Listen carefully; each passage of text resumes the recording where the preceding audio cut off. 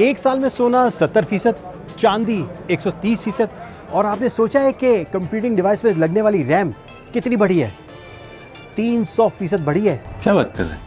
यानी 15,000 की रैम एक साल बाद 45,000 की हो गई, वो भी 32 GB। जो मेमोरी की प्राइस है, जो रैम की प्राइस है, मेमोरी रैम कहलाती है, तो जो उसकी रैम की प्राइस है उसमें बहुत हद तक बहुत ज़्यादा इजाफा हुआ है। और 3-4 महीनों में शायद दुनिया में बहुत कम चीज़ें होंगी जिस कदर इसका इजाफा हुआ है, और कम से कम 3 गुना चीज़ें बढ़ गई हैं। मुख्तलिफ फैक्टर्स हैं इसके। टेक्निकली अगर आप देखेंगे तो AI के जो है ना मुख्तलिफ रिक्वायरमेंट्स पैदा हुई हैं, जो मशीनरी रिलेटेड हैं, जो रोबोटिक्स के अंदर बहुत ज़्यादा यूज़ हो रहा है। और रोबोटिक्स के अलावा आपने देखा होगा कि आजकल मेडिकल फील्ड्स और इसके अंदर यूज़ हो रहा है। तो बेसिकली एक फैक्टर अगर आप देखें तो AI का यूज़ है।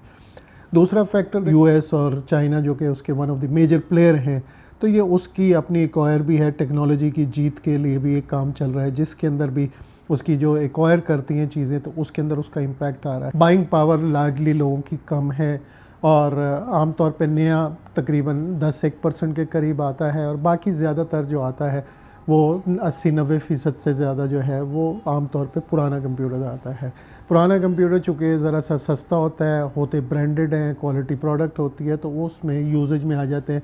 और पाकिस्तानी काफ़ी इसमें हुनरमंदी भी अब रखते हैं इस लिहाज से कि उसको अगर कुछ चीज़ें ख़राब हैं तो उसको दुरुस्त कर लेते हैं। तैयार कंप्यूटर पे 10% और जो उसके पार्ट्स हैं उस पर 18% का सेल टैक्स है।